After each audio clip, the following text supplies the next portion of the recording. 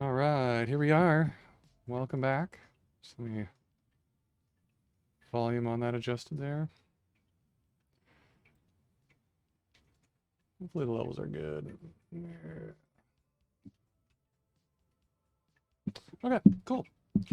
Welcome back. Another week of Haskell hacking on the interactive fiction engine we've been building on the stream here. And this week, I think we're just going to carry on with the data loading stuff for like the game content and get that working and make it better. And then maybe we can get to graphics at some point I wanted to do. And author tooling would be good too. Not necessary, but kind of necessary. Um, yeah. We already have kind of a working engine. There might be some stuff I was thinking about during the week with rewards and game end conditions, but I'm going to get to those maybe when I actually start maybe building a game with this thing. However, let's do it. Yeah. Let's open up the engine. That's what we were working on last. And that's where our file loading stuff is. Load world. That's where we kind of started there. We have another action, load event rewards as well. Very cool. And a lot of this is currently kicked off in the GUI. In the start here.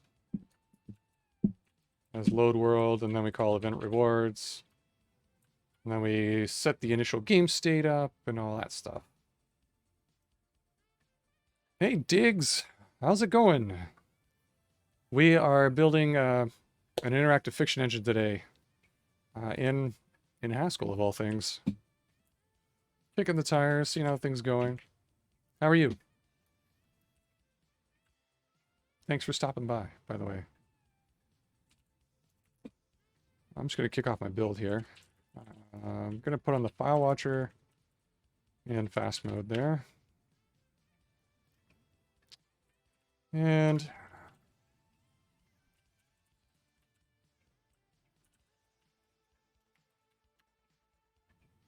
there we go. Yeah.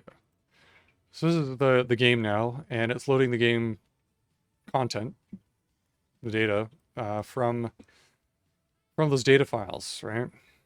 So this function here, load event rewards, load world, going here, setting up the initial game state and kicking off the game UI, just as we did before. So that's all well and good. Should probably wrap that up a little bit so that it's not stuck out there like this, where you have to like kind of manually do it in the start thing. I think load world should do the whole kick the boodle or something. Load content. Load game data. Which is what I'm going to do first. Load game data.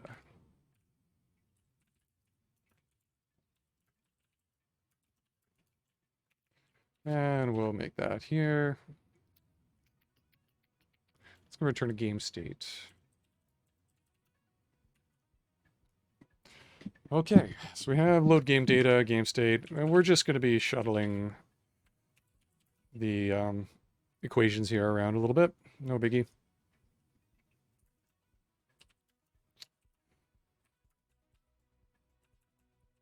Just going to take those bits.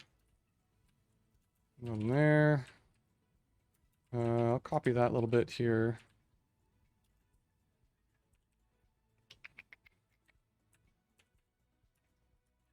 Throw the error, except in the case we have the initial state, we'll just return pure initial state.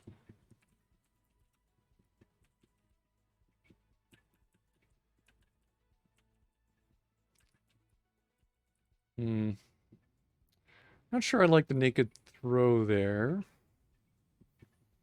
We might want to have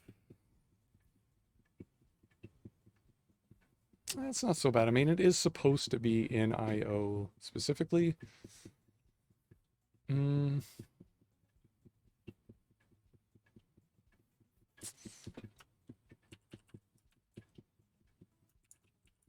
Yeah, I actually might want to change the type around of this around to just be IO exactly.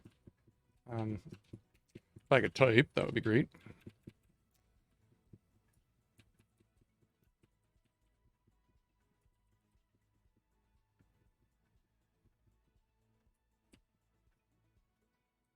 It does, doesn't it?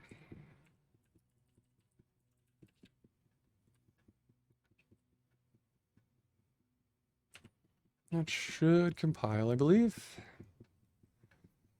So, load game data now, we can just do that.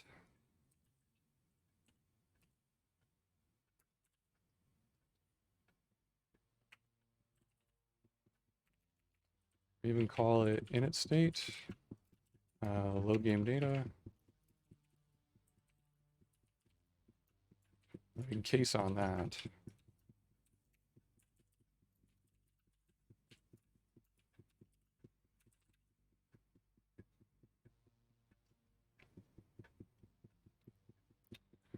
There's a problem with that though. What did we do? Right, right.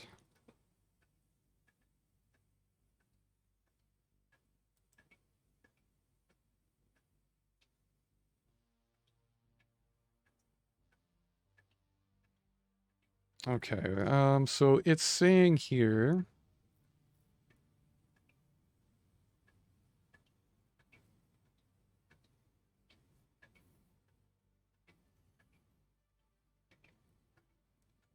that we're getting a type mismatch. We're expecting, something's expecting. What's expecting? Game state with actual type either E0 or B0.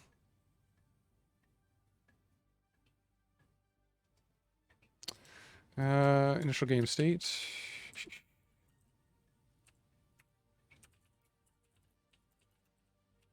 It takes over world, an event reward, returns in either game error game state. Right, okay.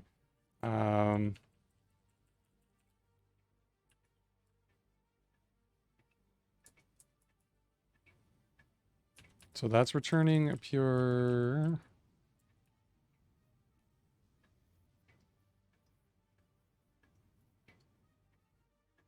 either, which we're pattern matching over. That should be a thing, right? What's the type here?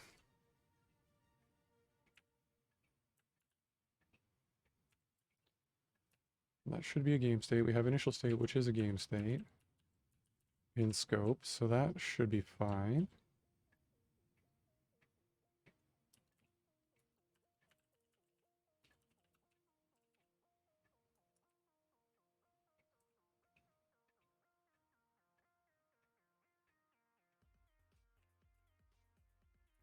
Oh, that's probably, I'm probably looking in the wrong file, aren't I?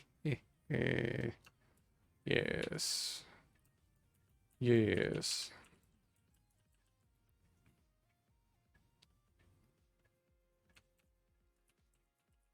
Okay. If we get init game state, it is just literally the game state. We don't need this pattern match. That's the problem. Duh. I don't know why I wasn't reading that properly. Well, there you go. Strain brain. Or maybe, I don't know. Maybe something else. Who knows? Whatever. We got it. So initial state, yeah. Then we can just straight up start the app. So that can throw. That's fine. I did mean init state.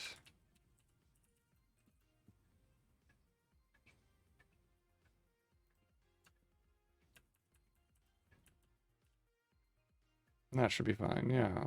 Okay, cool. Start that up. All still working great.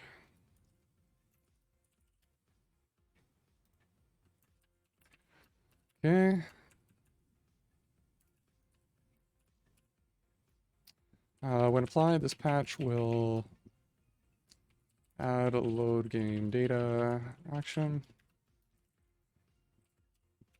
This IO action loads game data and initializes the game state.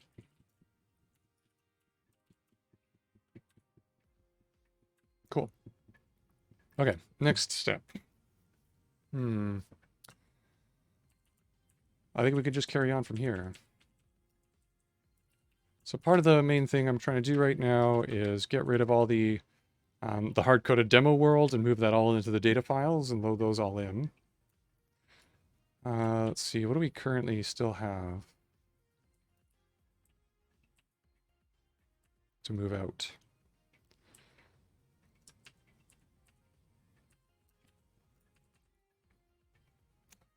The initial game state has constructed the initial scenes, rewards.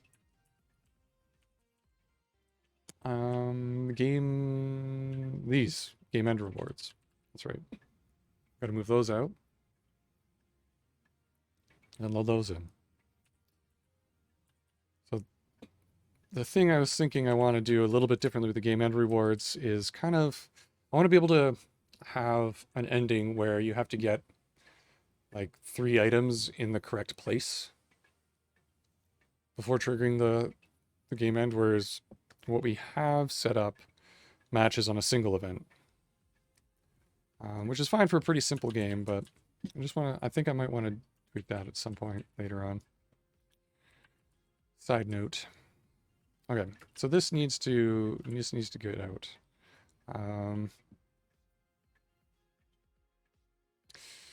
Yeah, the little trick we found for doing this, to get this going, is to serialize it out using the REPL. So let's do that. We'll import data ASON, and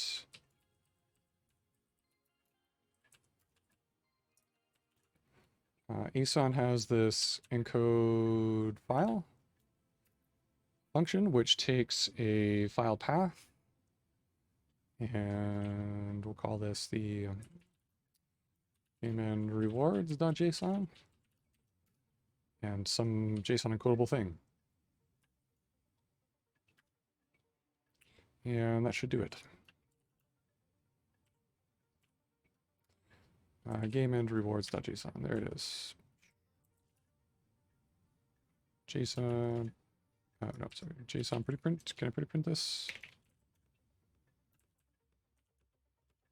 For some reason, it doesn't like the JSON mode here. Doesn't like the way we're formatting the JSON here for some reason. I don't know why, but it works. We can parse it again. It's all good. So that's that. We're gonna move this out. Yeah. I'm going to move that file into the data directory. I think that's the right place in there. Yeah. Okay. And then, oh wait, that has to be a non-empty list. Ooh. We can't use that anymore.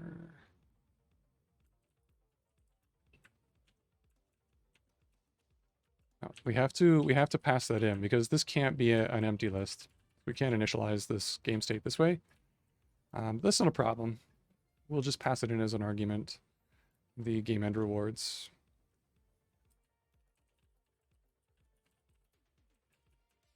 Game end rewards. And an empty game end.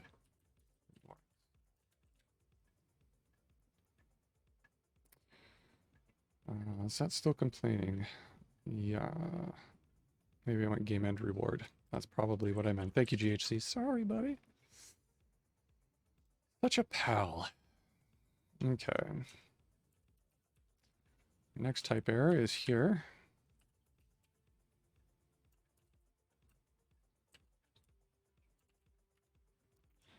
And that is, we could match this with, oh yeah, we need to pass in our rewards here.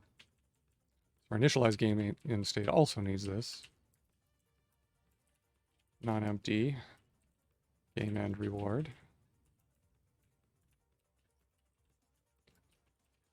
This is kind of one of those, I wouldn't say it's rare situation, but almost like where the types are kind of leading you to implementing the code and what you need to do. Yeah, GHC is kind of like, I'm making a small little change and then GHC is kind of like leading my nose around where it needs to go to the right spots. It's a weird way to put it, but there you go. Anywho, game end rewards. We pass it in there, and you should be happy with that. Of course, we got some other places where we need to do some things here. All right, we got to pass in those game end rewards. We got to get them from somewhere. Game end rewards. Well, let's make them materialize by loading them, adding another load function. Game end rewards.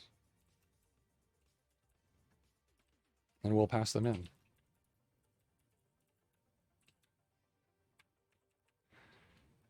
course, now we need to implement that. So let's do that. Load game end rewards. Boom. This will be a monad IO M, monad M, and we're going to return M non-empty of game end reward.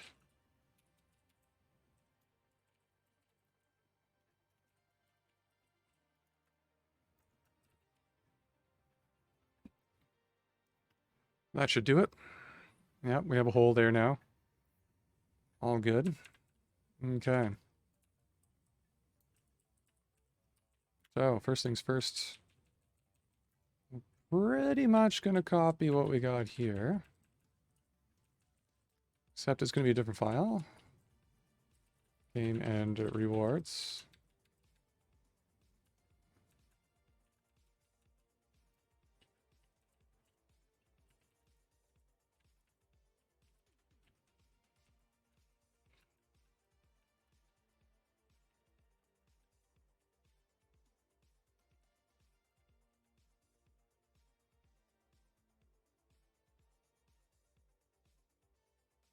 And ASON should take care of all of that parsing for us. And making sure that we actually return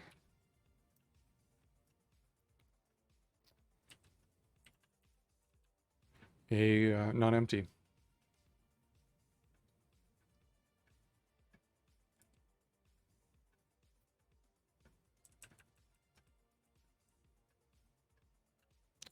What is this binding? Hang on. Game and rewards. I have a top level binding for that.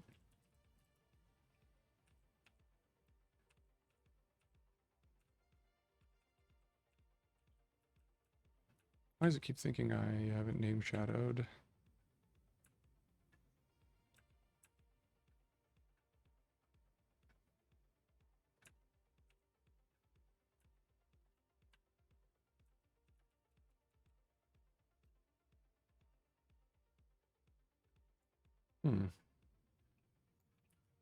Thinks it's defined already at line 810. Oh, the lens. Oops. Yeah, you can't really see it here because this code here, make fields, this call here thing, is template Haskell stuff. You can kind of sort of tell by the double quotes. That's kind of what gives it away. And that's generating a bunch of code here in the middle of our file. And one of the things it's generating is a function, a lens function called gameEndRewards. So yeah, we do need to kind of take that off a little bit. Kind of unfortunate. It's one of those things like, I want to fix a little bit of this code. It's getting a little bit messy in places. Could be a little cleaner with some lenses. But I have the lenses, I just don't have the splices in the right place in the file. And, yeah, blah, it was messy. Okay, so anyways, that compiles. We don't need, let's see, game and rewards, pass it in, initial state, that's all good. Okay, so that should work just as it did before. Right, loading it, we're good, we pick up the shovel. And the reward, the game end reward we have defined that triggers a game ending is using the shovel to dig in this room. You won, woohoo. So that's good. So it's loading those from the file. That's great. One thing I want to try is if this list is, say, empty, we should get a runtime error, but we're not.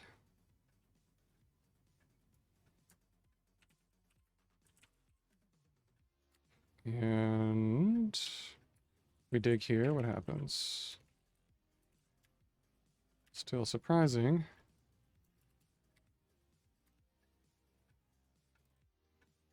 Yeah, we removed the hard-coded one. It's got to be loading from the file, right? I got to double check that. That was kind of unexpected. Yeah, this is... Okay.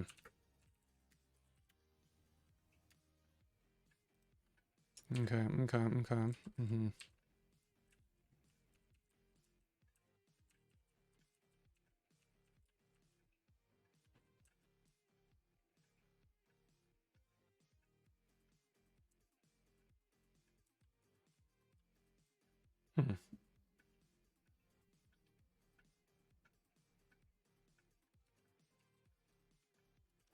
Okay, game end reward. Let's look for this.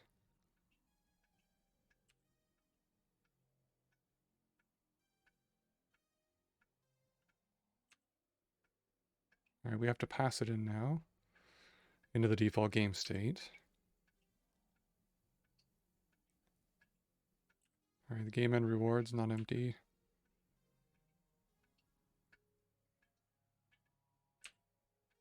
Okay, we're not hard coding anywhere.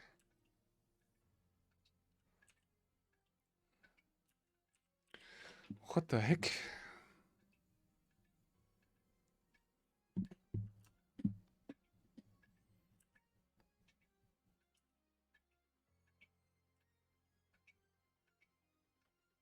Oh, I know what it is. I'm silly. I was editing the wrong file. That's what it is. Yeah, RM, game end rewards. I was editing this one here at this place. I have to open a new buffer to data, game end rewards JSON. Okay, this is the one. If I save this, now when I load the file, it should kind of go, yeah. All right, so it would be an error to load up a game project and not have any way to end the game. So this kind of makes sense. And from a parsing perspective, that's pretty cool too, that, you know, those ASON, those instances already defined for us in ASON. That's pretty nice. So that has to be a non-empty list. Let me just put that back. Now when we run it, should be fine.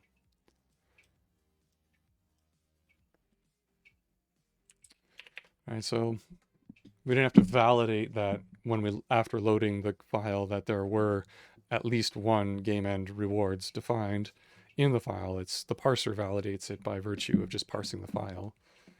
If the parse is successful, we know we have at least one. That's pretty nice to have.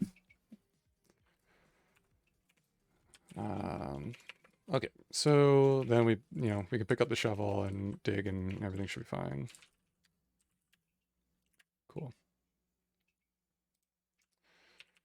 So that's cool. Let's checkpoint that.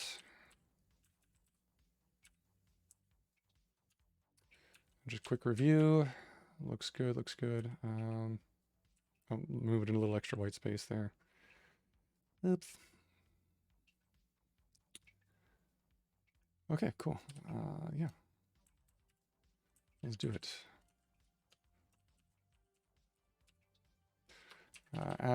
So when applied, this change will add load game and rewards.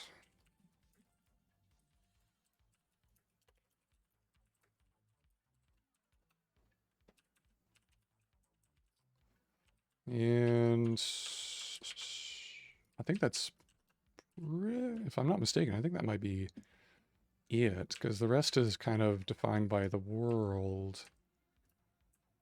Unless we want to start shoveling some data around. I still feel like the world record has a fair bit of responsibility that it might not need to have. Like where the player currently is, the inventory, all those player fields, basically. I feel like those belong in game state. I mean, it works, so I'm kind of loath to touch it, but maybe we don't need to do that right now. But I think that's everything.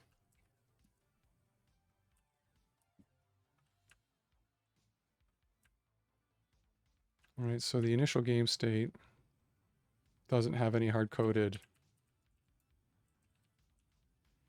initializer, whatever you want to call it. Right, loads the initial scene that we render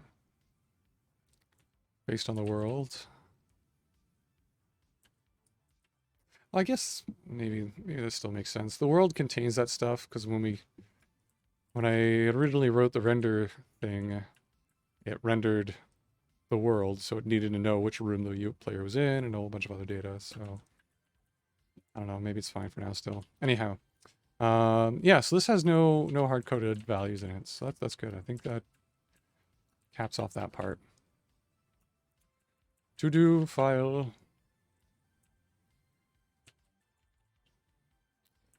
Yeah, so we're done with that. To a degree.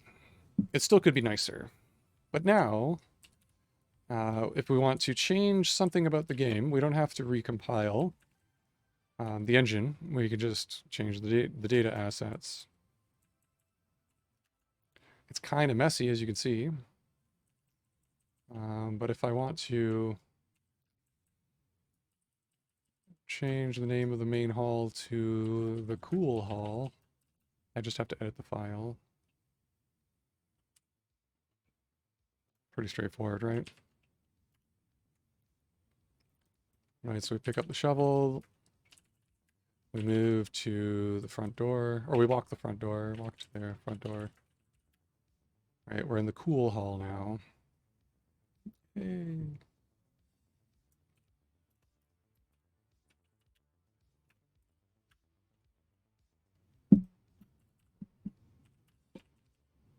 I'll get rid of that change. Okay.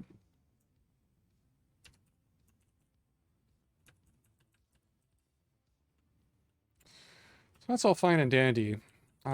This does mean, so like our tooling now needs to either be built around these three files and generate them,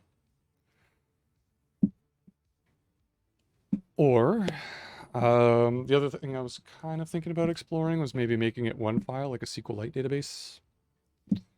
And then we could just load all the data out of that one SQLite database. Or we just make it all a zip file. All right. Make the format a zip file format. Load, just generate your files there, throw them in a zip file. We can unzip the zip file, read all of the things out of the directory and the paths in the zip file, and that's that. And then when you want to create your own thing, you can use our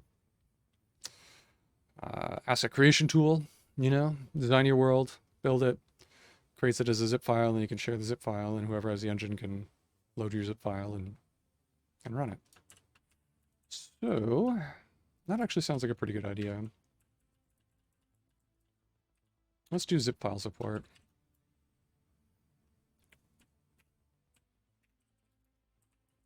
Load world game state, load game state from zip. Let's work on that. What kind of support does Haskell have for zip files? Let's probably got a library for that. Let's check old hackage. Zip. Cool.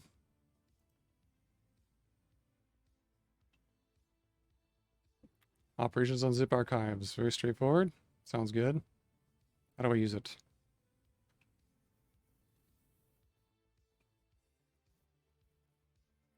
Oh yes, there are other libraries, but they are not as good as this one. Okay.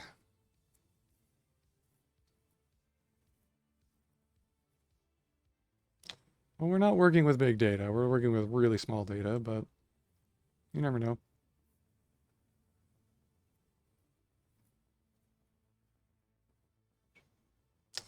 Libzip is a binding to the C library libzip. True. If there is bindings, it means if we want to ship this game engine in like a binary format, we'd have to vendor all of the dynamic libraries for the different platforms with it somehow, which could be a pain for Windows and support and Linux support and all that. Zip conduit. This one uses the right approach. Leverage a good streaming library, conduit. For memory efficient processing, the library is, however, not feature rich. Certain problems. Okay.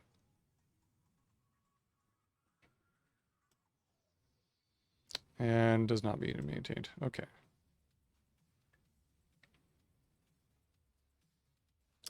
So the thing I care about is it decently fast. If we don't have to have a C dependency, that would be great. And does it support paths inside the zip file?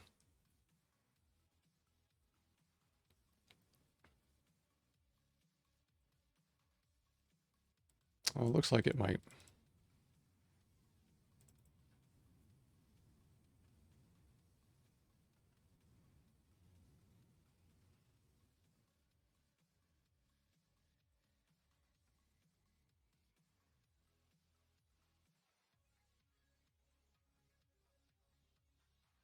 Cool, cool, cool. Okay. So this looks like a library we should probably try. It's on stackage, which means it should be pretty straightforward to add. Let's see, last update was 2021. Pretty all right. Okay, zip. So we go to our package.yaml to add dependencies here. Zip. That's going to compile.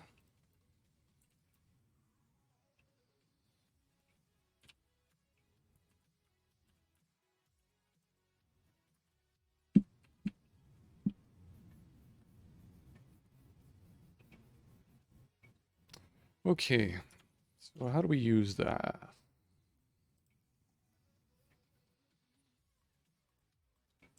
Okay, we import codec.archive.zip.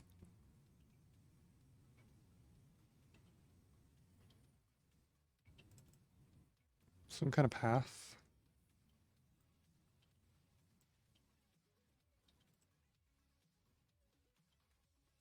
Get entries. Okay.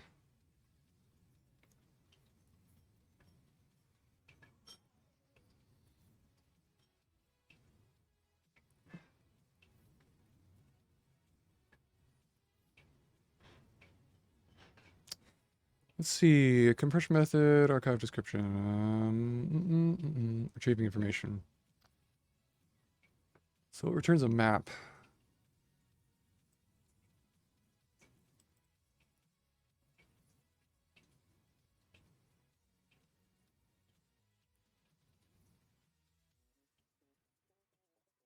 Okay, so it caches, it does some caching, good to know. Probably not going to be a problem here, because we're going to mainly just read from the engine, read this archive.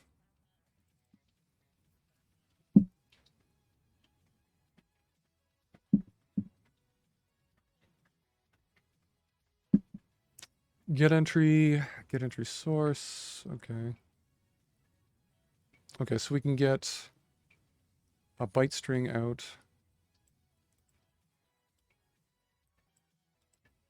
Or source entry using conduits. I don't expect the JSON files in the zip archive to be big. Doesn't mean they won't be, but we could use that, or at least for trying it out.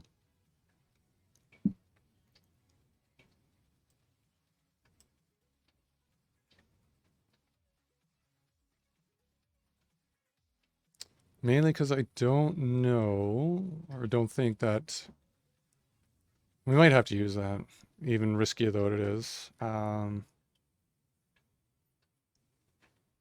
Only because I don't know if ASON has streaming support.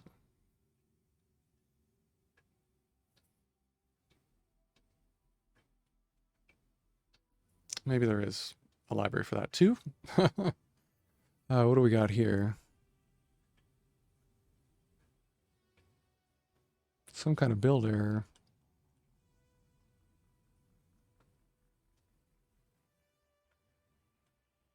Uh-oh. Oh, we have a C dependency. Ah, nuts.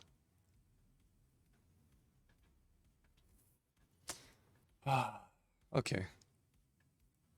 I have to keep track of that somewhere. Only because if we want, like I was saying about vendoring libraries and stuff, we're going to want to distribute this as an application to end users. We're going to have to keep track of those libraries.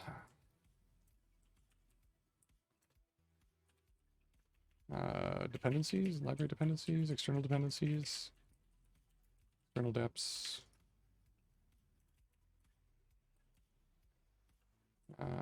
We have SDL2 is going to be because of Monomer. And now BZ2 for zip file support.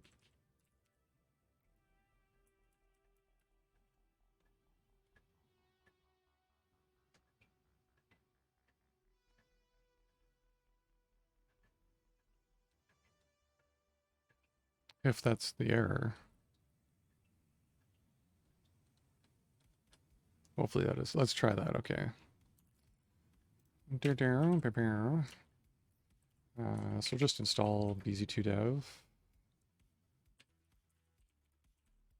The BZ2 dev, I think it is.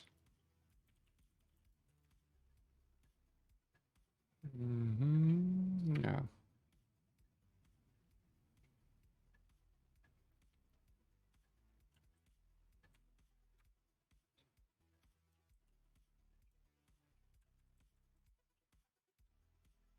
Okay, that's better.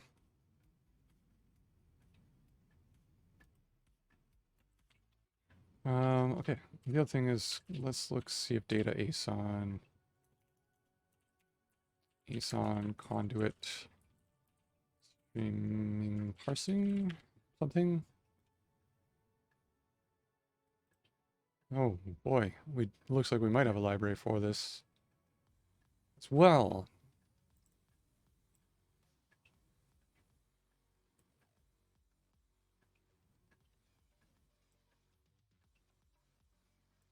Oh, okay. So it's important to note that only top-level elements of arrays and objects can be streamed. In other words, streaming of nesting objects is not supported. Okay. So we could. We might have to break up the world object that we serialize out, because I think that one's nested. I think it's nested. Let me just check. Go to the engine. World. No, sorry. Data world. That's flat. Game objects. Might not be flat. Exits might not be flat.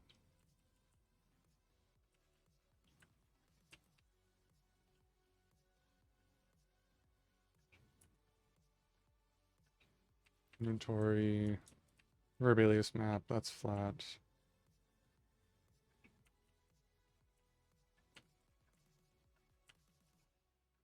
Might be able to do it, maybe?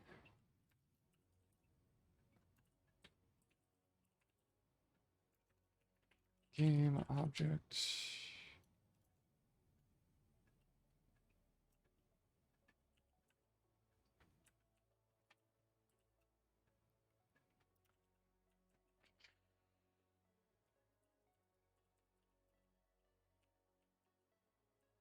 Where did we find that? Database? Nope. Nope.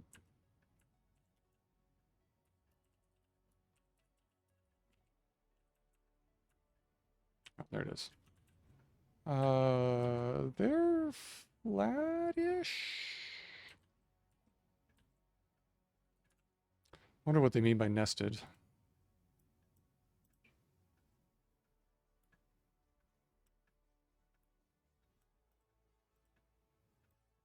Like, recursive? Because these aren't recursive. I think it should be fine. We might be able to get away with it. As a first pass, we could probably just use the straight loading just to get it working, and then we can try working on the turning into streaming. So, yeah, okay. So that's all compiled. Let's go back into the engine now, and we'll start doing this.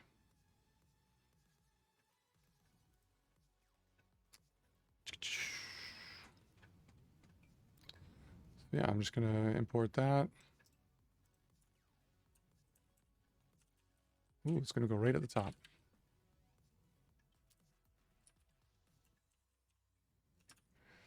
Okay.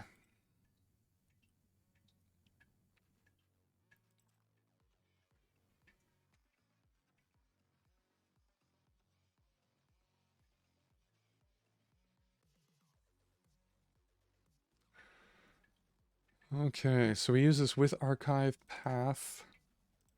This mkeys get entries. So I guess this is a callback into the archive that we can run stuff in to get the entries out. Okay. And just print them out. Okay. Let's do that, say, here. It's just IO. We can do it wherever.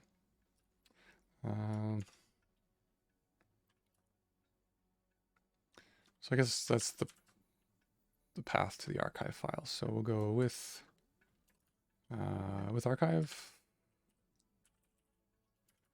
and we'll make it data slash world or game.zip,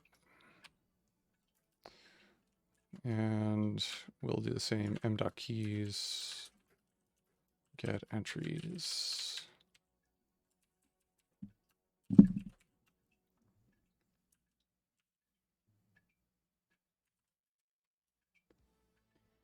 And we'll bind that. And we'll map m print over entries. I don't think I have control.monad in scope. Oh, no, I do. Okay, cool.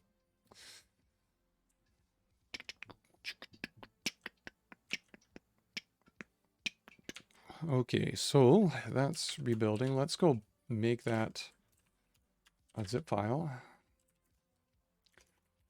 How do I do that there?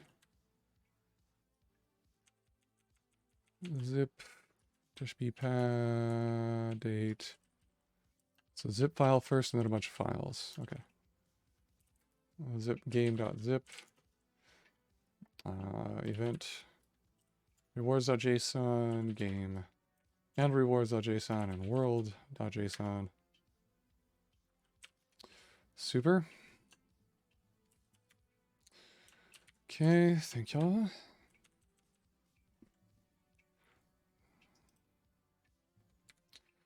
And if we run this, okay, cool. So we get a list of files in there. Awesome.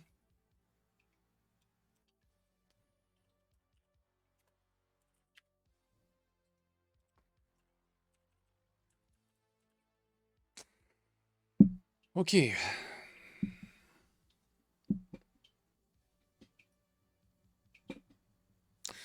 Now we don't necessarily want to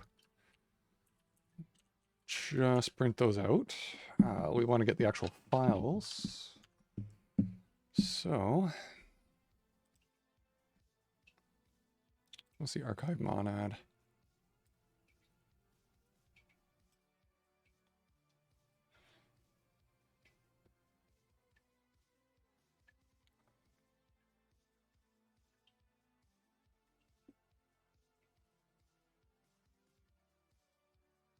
Okay, so we should be able to not provide just one action, but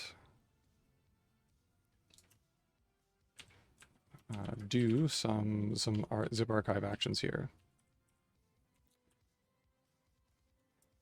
So with all of the with the archive there.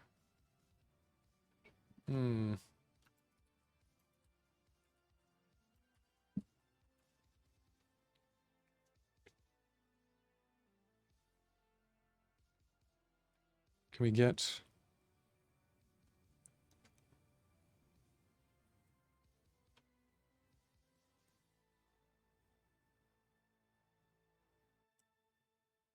Yeah, get entry. Okay, that's a zip archive action. What's an entry selector? We have to pass it an entry selector.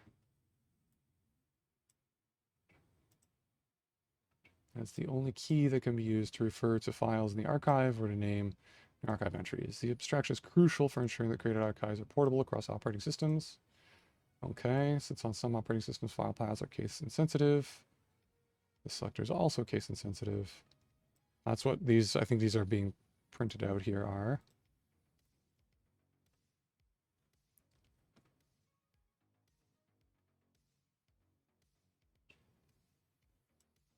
Okay, so make entry selector takes a file path. Okay. Okay, so get entry.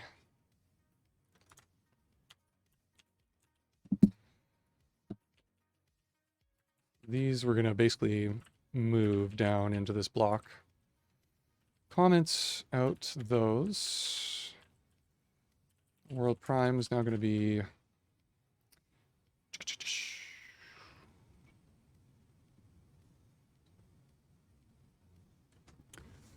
Yeah, no longer just IO world, right?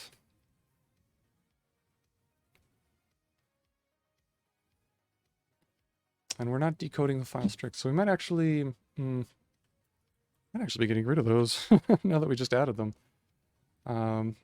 Okay, interesting. So anyway, let's see. Worlds, get entry, world.json.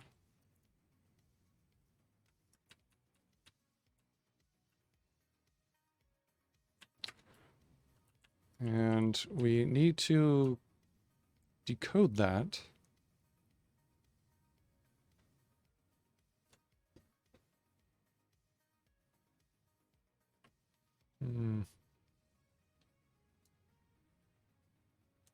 Can we fmap into the thing returned by get entry the value we want?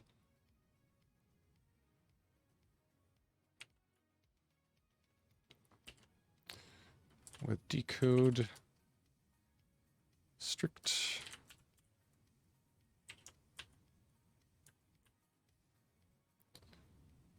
Okay, hopefully that works. Event rewards. Doesn't look like it.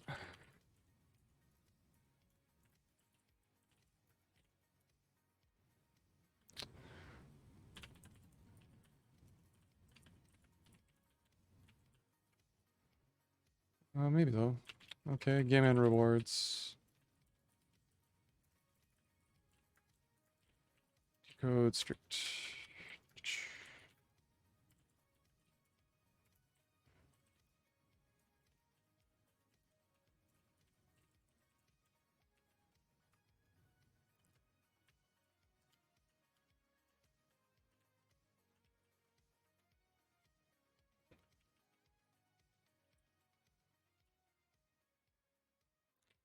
Okay, that's simple enough. I did mean that.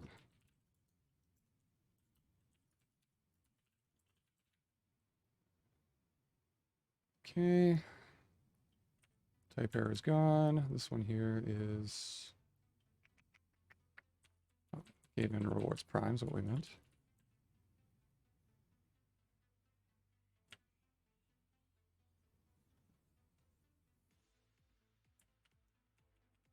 Okay, then we just have a type mismatch here.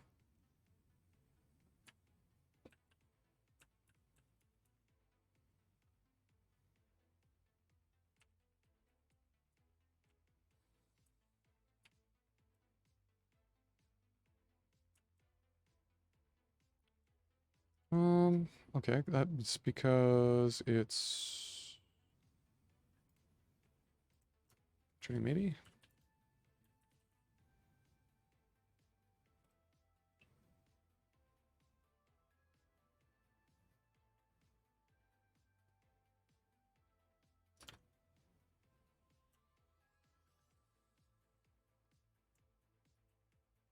Oh, JSON decode strict returns maybe. Right. That's what's returning maybe. Is there a combinator we can use to turn those into errors? Do I have one? I think I might. Maybe throw.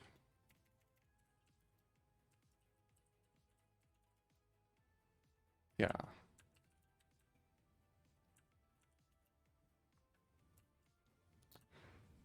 We have maybe throw.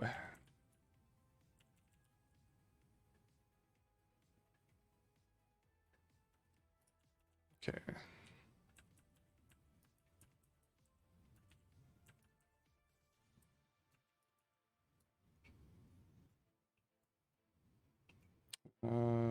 Maybe throw something.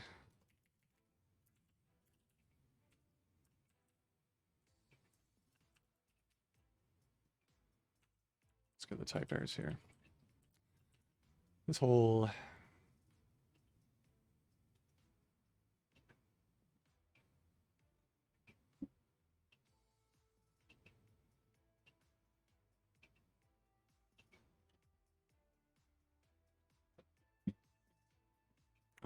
yeah, that's maybe throw is probably not quite right because this is an IO. We don't have a monad error thing here. So we want something like maybe error where we would throw something into the IO channel.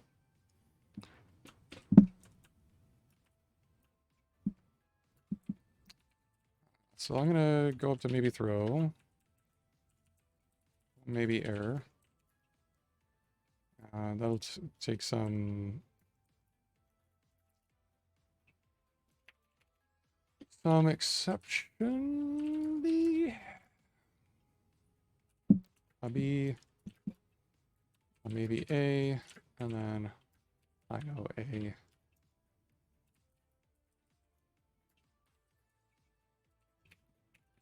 And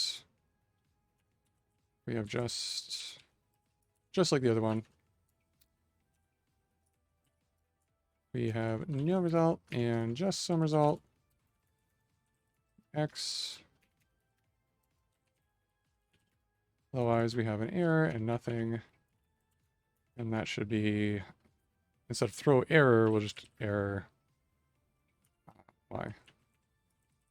And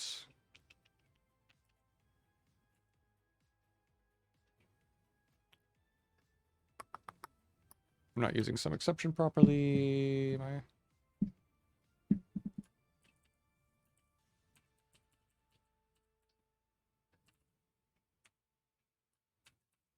Oh, what is it? GHC manual, help me. Haskell, some exception. IO exceptions. Oh, it's just exception-y. Never mind.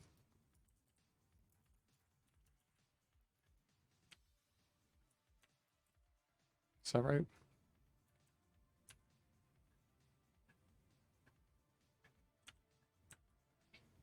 Oh, okay. It wants it just to be a string. Okay.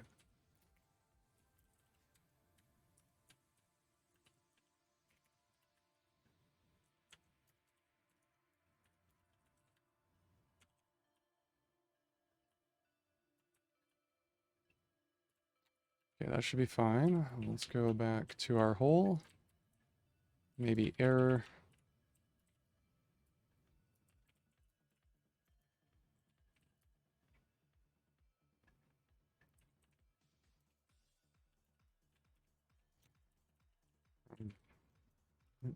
From game.zip, maybe?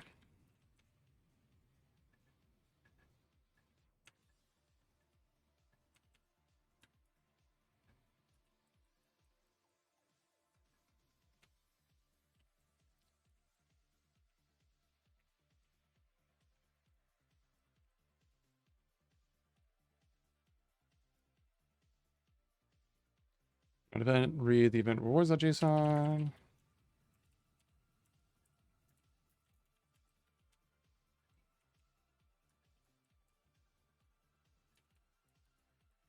Now these problems.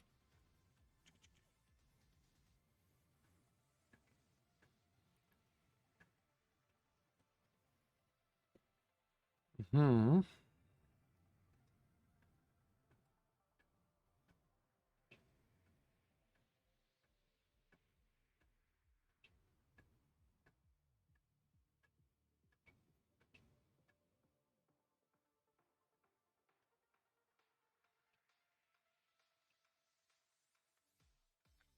Right, so this I'm not composing this in the right way.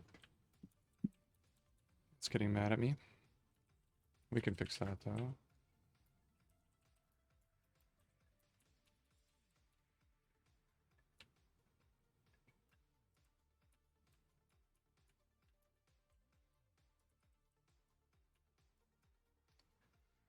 Maybe we want to so I can't use my functor to reach into the result of this IO action. That's what I think is happening here.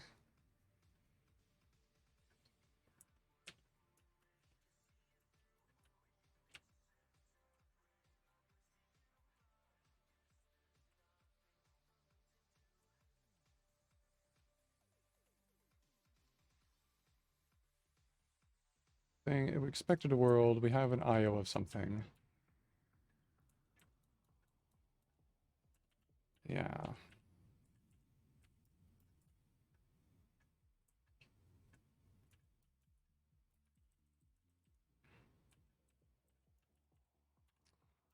Okay. So what we're gonna do then is get the world raw.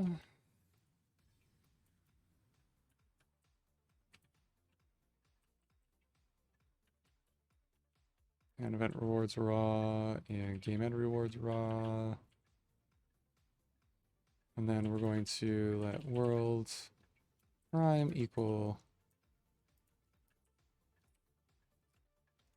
222.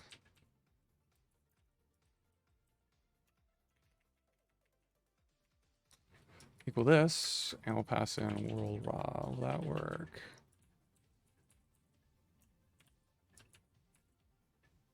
That'll be happy.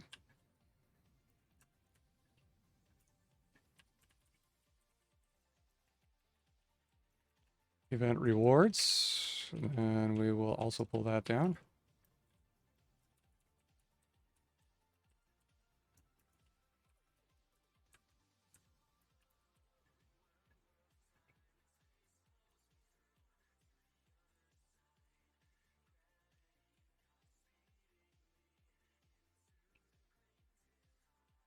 And then event game end rewards, same thing.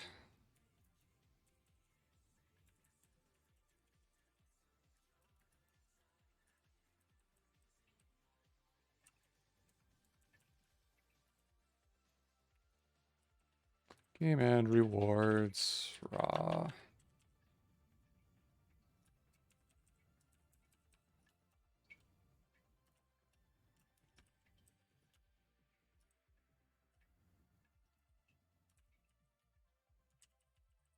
Just pull that over. It's getting a little hard to read there.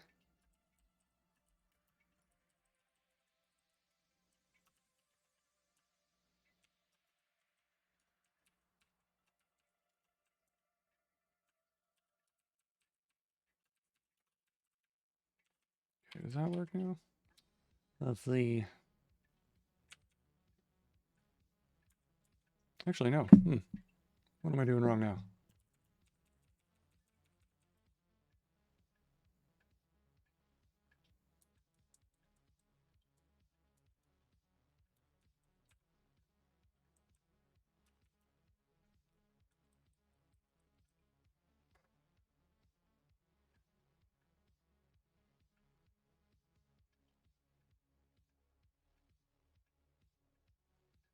So it thinks that world prime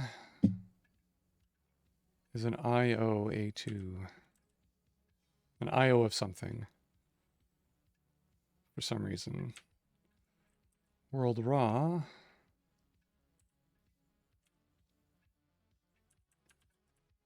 Let's put a hole here.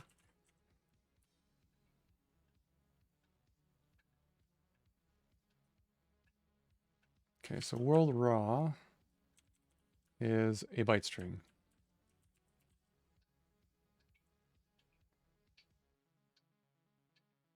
Okay.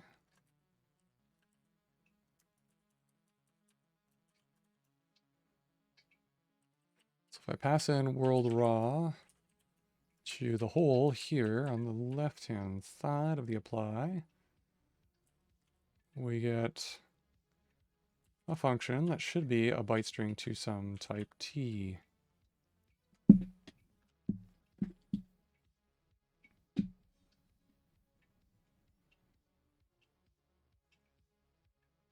Now I can't, for some reason, figure out that this T could be a world.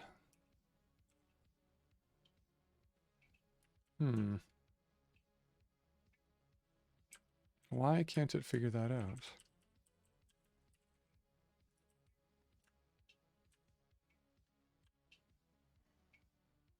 Curious, curious, curious.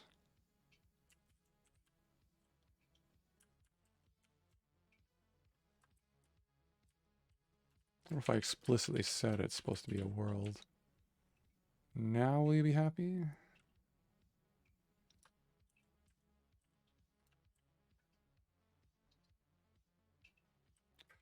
Okay, you don't want that. Do I have typed applications on?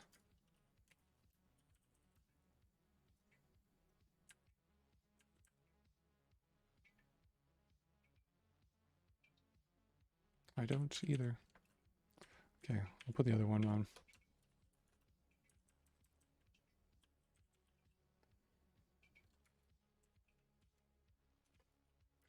Language, scoped, type variables.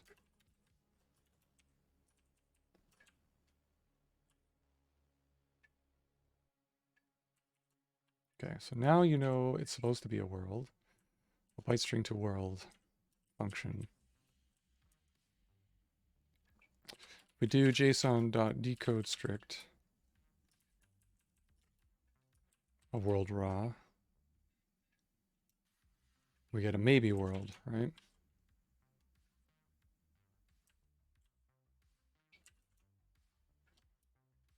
Which means we're not done yet.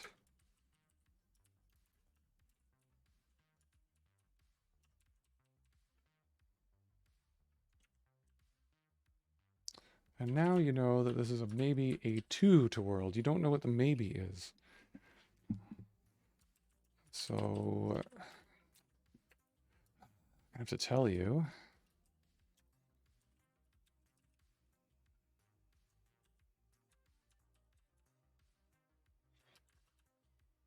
Yes, I'm going to have to enable typed applications. I know, Haskell. I know. It's cool. I used to have extensions that would just add these for me. Type applications, sorry. The one you want.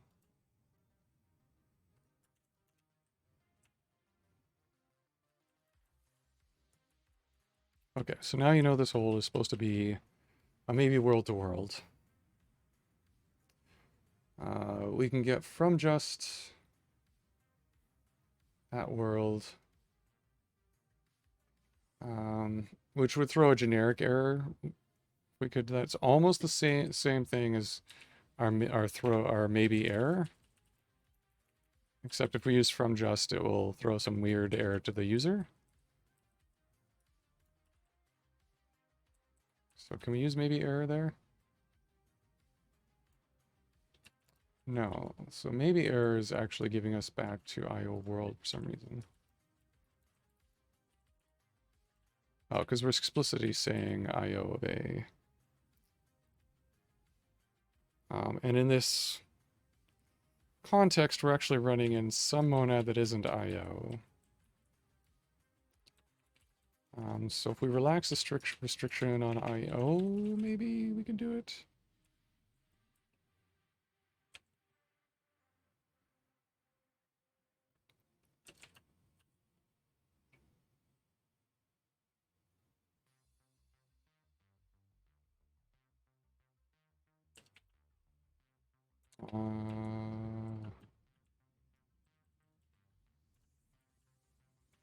What if we just do that? Get rid of the monad constraint.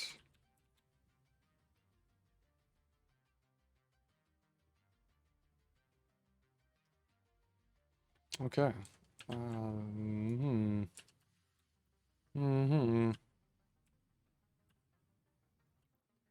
Okay, no instance for data.string.isString entry selector.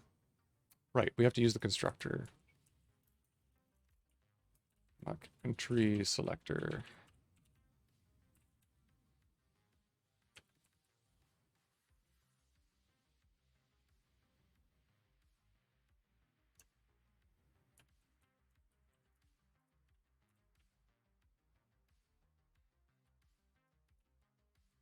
This is weird.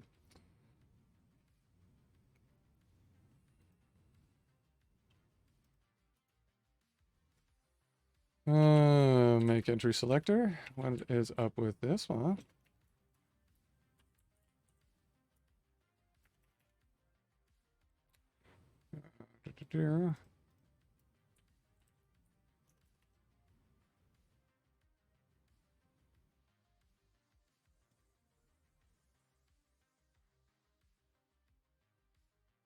Oh, it is some in some monad. Okay.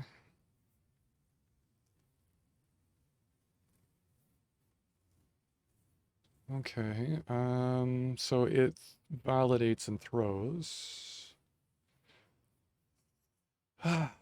Which means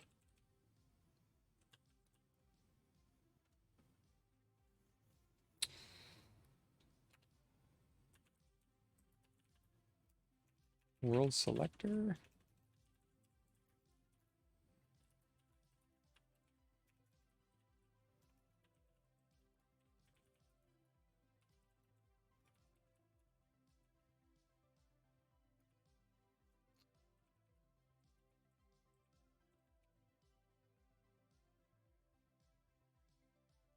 A little happier. Do I need to create the binding there, or can I pass it in with some kind of wisely messing around, this fishy arrow things?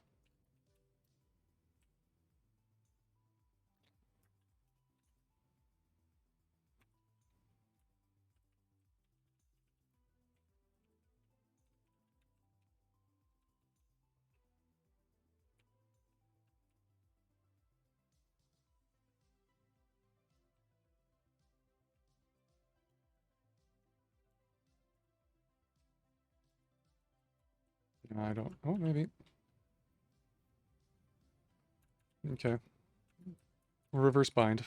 Get rid of the extra thing.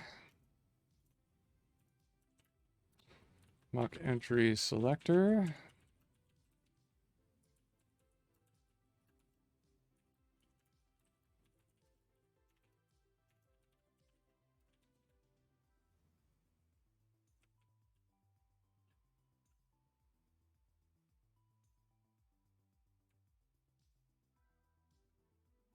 Okay.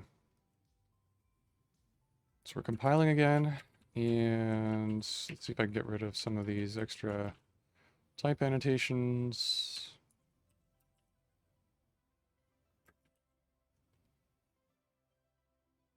Seem fine with that. Mostly for debugging purposes, so all right, cool. So the error there should be could not read world.json from game.zip. Okay.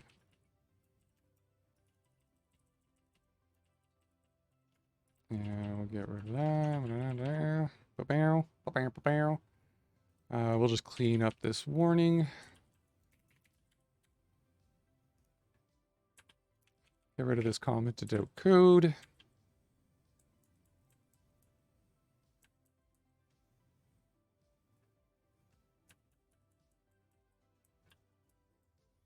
Sweet. Okay. Now, if this all works, we should be able to load this game just as before.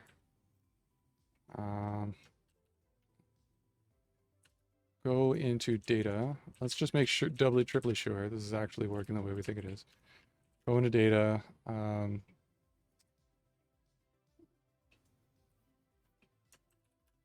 Well, it has to, because load game data doesn't refer to the individual files anymore, these actions here. In fact, we should be able to get rid of them just like that.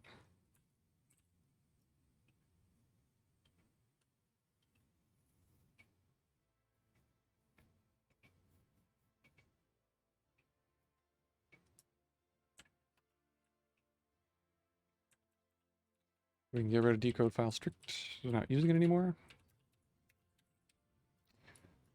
Get rid of those language pragmas that we're not using as well. Oops. And yeah, we can get rid of event rewards.json, game end rewards.json, and world.json. So we just have the game.zip file now. And we should be able to load from the zip file. Let's see. Booyah.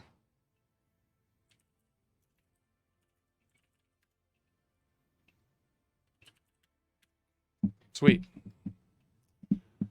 Okay, so now we're loading the game data from a zip file. That's pretty cool. All right, sweet. Let's just review our changes here. We added a zip dependency on zip. We deleted those 3 files. And yeah, added the maybe error thing. It's kind of like is just, but lets us put an error string, which is kind of nice. We could get rid of those load world event rewards and game end rewards functions. Now replaced with the zip archive stuff.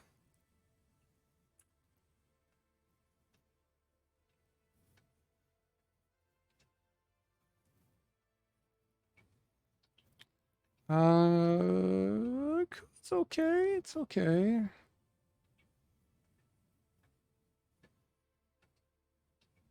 It's all right.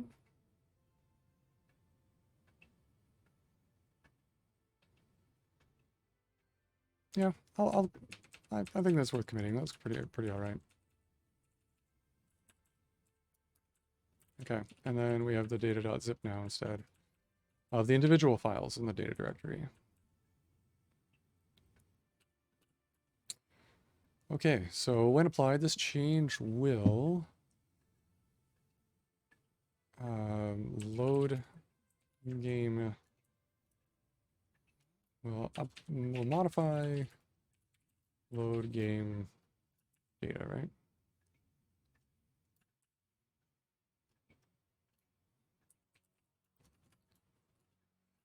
We now load the game data files from a zip archive. Cool. So now when you want to share, you can build the files, you just share around your zip file and you're good. Sweet. Okay. Let's go to our to-do file. Boom, boom. That was easy.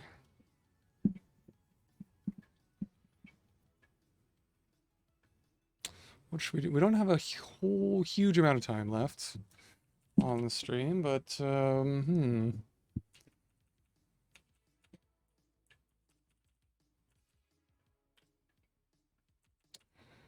see.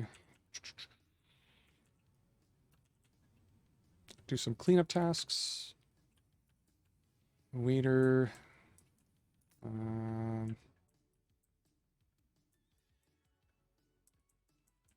Yeah, we're getting real close here, folks. Well, let's do some fun stuff. Let's see if we can get access to the underlying SDL2 render context from Monomer so that we can draw graphics.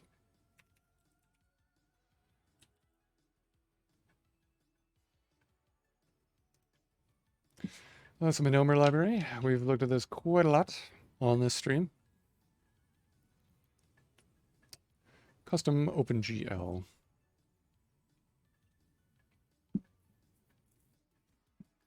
So this example provides basics for implementing a widget using custom OpenGL rendering without using Monomer's renderer interface. Explains how to integrate OpenGL into a Monomer application without focusing on OpenGL's best practices.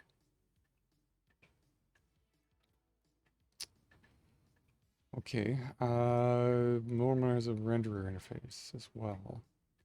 See if we can look at that first. OpenGL is not that bad. And if the renderer interface doesn't have enough of an API that we need to do the thing that I want to do, we could just use OpenGL, load a texture and with our image on it and do all that with a custom widget. Let's see, custom widgets maybe?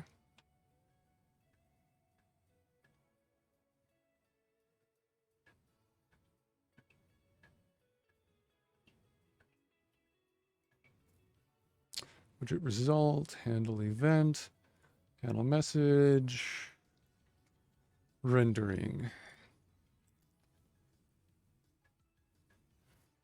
Okay.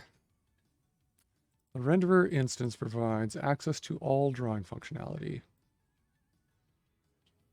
We are reading the docs for details on the API. But a few important points are, we got begin path, stroke, and fill.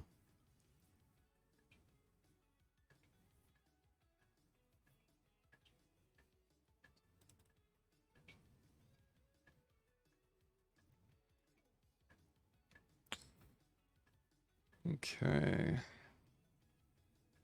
So drawing module provides higher level functions that receive style state objects to simplify some common operations. Key generative example. Let's take a look at that.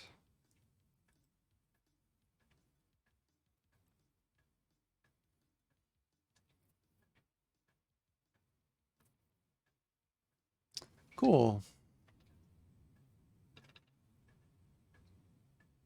So you can render stuff to a canvas, looks like, in a widget. Neat.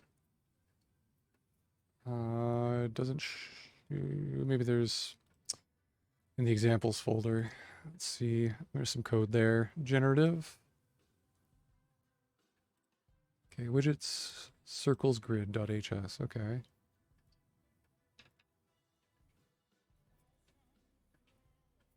Let's just make this a little bigger.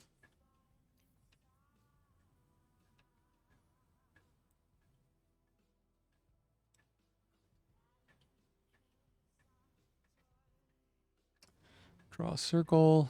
No, not that. Render. There it is. Okay.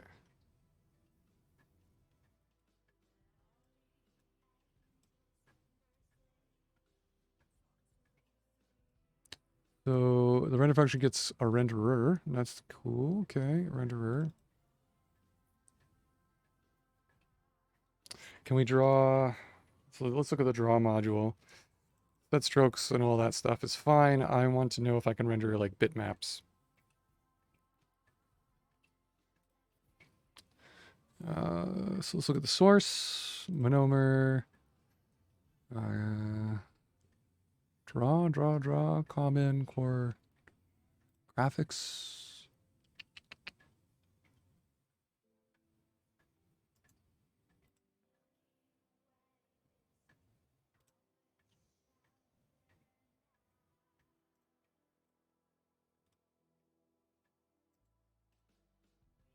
Core.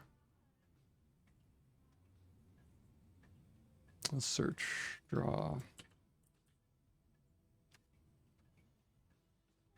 Or drawing.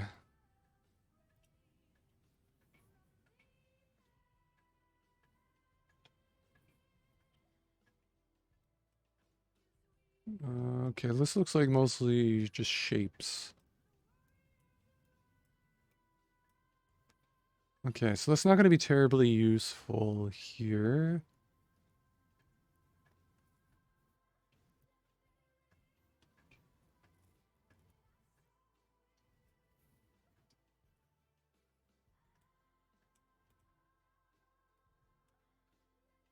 Hmm.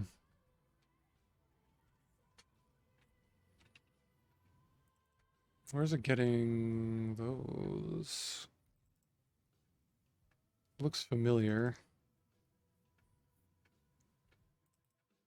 The API here looks very familiar to what you would find in like a high-level OpenGL library or some more like the Canvas API in the browser.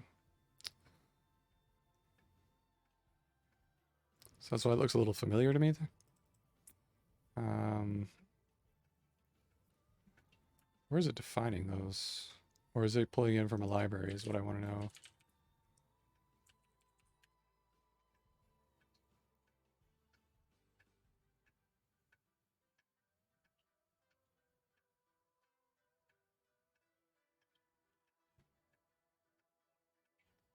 Yeah, 9 mentions. It's got to be coming from a library. It doesn't look like it's defining it.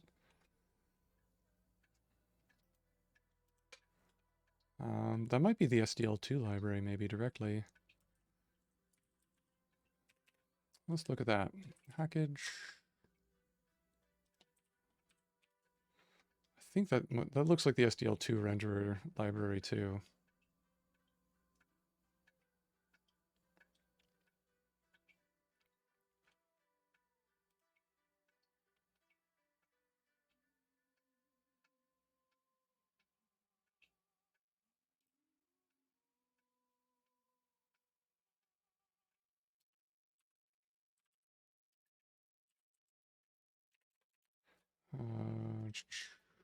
Draw line, draw point, draw rect, fill rect, fill recs. Yeah, looks like the SDL2 API as well, which is kind of a high-level API in OpenGL.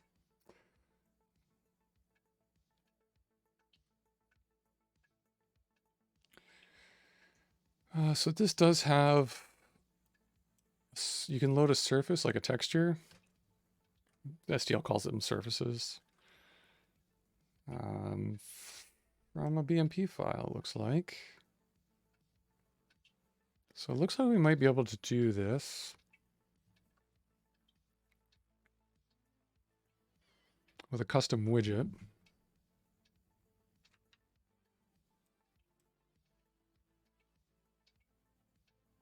Actually, I think Surface was more of a SDL 1.2 thing.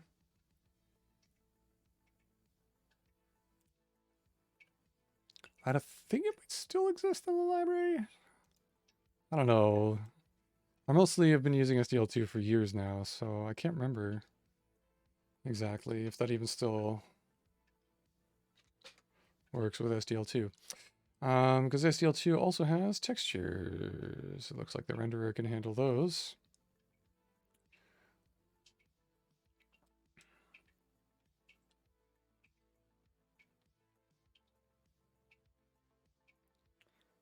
Yeah. So we have a hardware accelerated renderer, then we can render GL textures too. Interesting.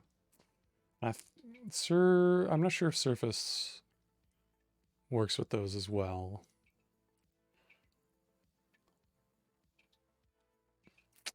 But either way, it looks like we get perhaps some kind of access to the underlying SDL2 renderer API. And it almost looks like Monomer is just re-exporting that. Like this type and the Monomer type are the same. Or like it's re-exporting this renderer type. So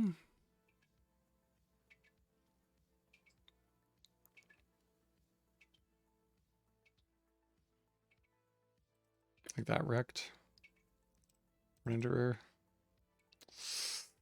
That's good. That seems good. That seems good. Seems like we'll be able to do this. I don't know if we're gonna be able to finish that tonight, but we can certainly get started on it. Let's see how we do. Okay. Let's go into source, adventure, GUI, widgets. We have our custom, I don't even know if we're using this custom keystroke widget anymore at this point. But we're gonna create a, what do we call it? What do I want to call it? Background texture, BG text, background. We'll just call it background. Adventure UI.background. Okay. So following the kind of structure for this custom widget that we were looking at, the examples, do I have that still up here? Zero.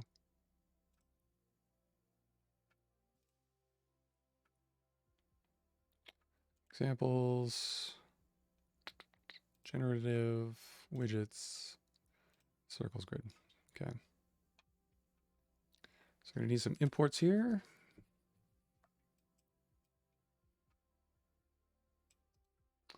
We'll probably need Monomer widgets.single. And some basic stuff like this.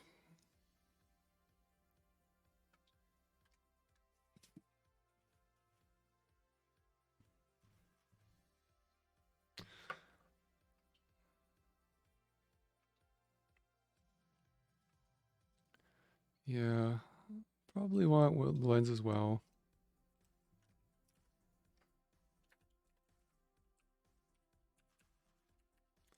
Okay, so we're gonna have background settings, config, CFG is the convention. We'll just stick with those.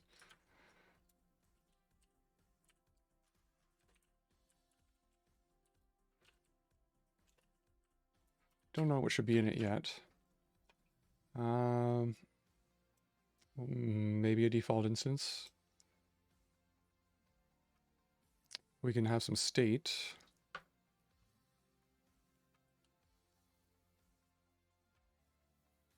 I don't know if we'll need some state for that one.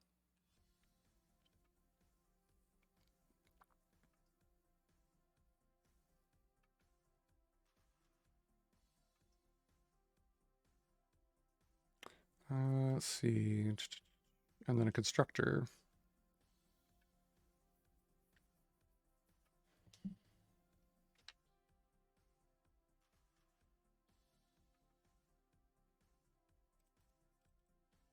Looks like a pair of constructors. And then we put all our stuff, drawing, and all that stuff, handling events. We probably don't need a event handler for it, I don't think.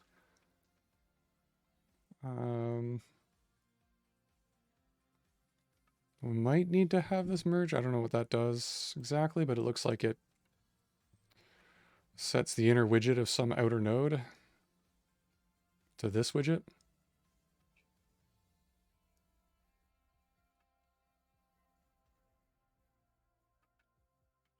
Okay. So let's call it make background and it'll return I'll take a background config and return a widget. S and E is the convention for the type variables.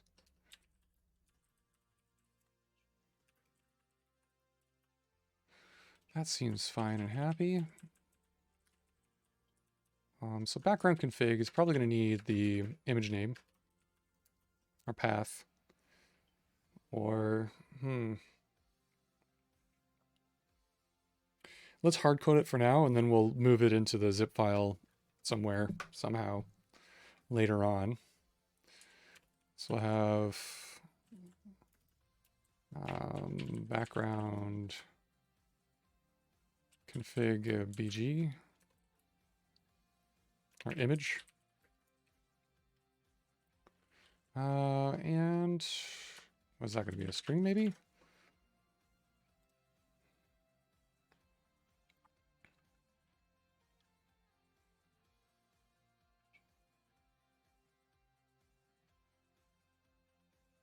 We might need state.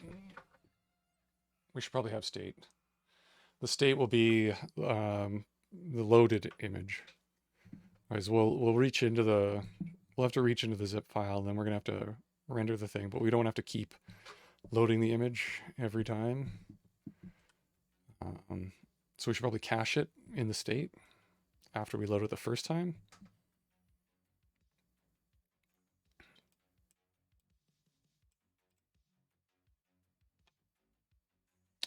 Yeah, and then we're gonna need some handlers for destroying the background widget when it's no longer visible. Yeah, okay.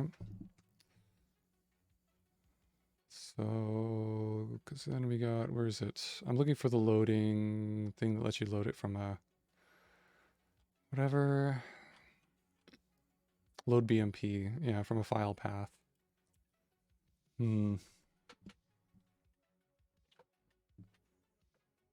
We're not exactly going to have a file path because it's going to be from the zip file.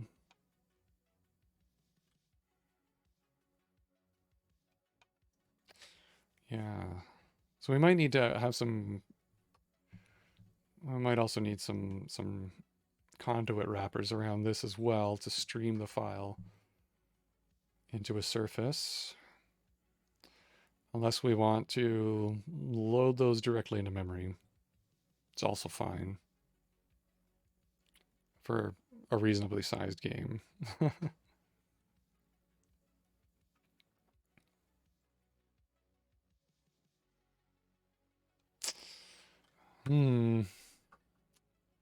Well, I think I'm going to call it a little early tonight because there's quite a bit to discuss here and to build out.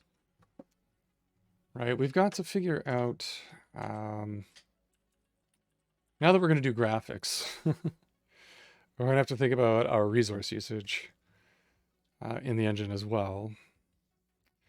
Because we don't want, well, we probably don't want to load if somebody's got like a big, huge zip file and they like load all these cool, awesome graphics, like a whole couple gigs into memory all at once. Or like a stupendously large image, right? From the zip file, right? You can imagine, like, I don't know, maybe put a 2 gigabyte BMP file in there for some reason. That would take a long time for our game to start up, right? Because it's going to load that zip file and unpack it and all that stuff. So we'd need some kind of streaming service to stream all the game assets out, and that's like a whole thing for this. So that's gonna take some work, but nevertheless, let me know if what do you think about the project? If you want to see us go down that rabbit hole and add this kind of asset loading stuff and streaming and all that kind of stuff, and add graphics to the engine, or if you're ready for a new project, or what the haps is, you can always follow me, of course, on Twitter at Agent Ultra, but I am moving my socials over to the Fediverse. I'm at types.pl, Agent Ultra there as well. So you can follow me there too. Of course, you can also go to the link above there, above me, floating somewhere over there. And that has a link to our Discord server. There's a channel for this stream there. And you can follow along there and discuss the plans for the stream and where we want to go next. Otherwise, next week, yeah, let's get into it. If you're interested in that, we'll do this. We'll start streaming our files and coming up with an asset loading system for this game engine, so we can have cool graphics and maybe sounds and other media available to game authors who want to build cool interactive fiction games with this engine, like me. But yeah, there you go. So now we're getting into more game engine-y design type stuff, which will be pretty fun. So that's all I got for this week. I usually do these streams once a week on Tuesday evenings at about 10 after 8 in the Eastern time zone. Eastern Standard Times, I think we're on right now. And if you like what you saw tonight, and this is your first time here, you can follow me on Twitch here by clicking that button. Or if you're watching on the YouTube, you know what to do there as well. And you'll get notifications about when I go live or when I post new videos, which I usually do from these streams. So thanks again for watching. We'll see you next week, hopefully. And may all your monads be free and may your types always check. Peace out.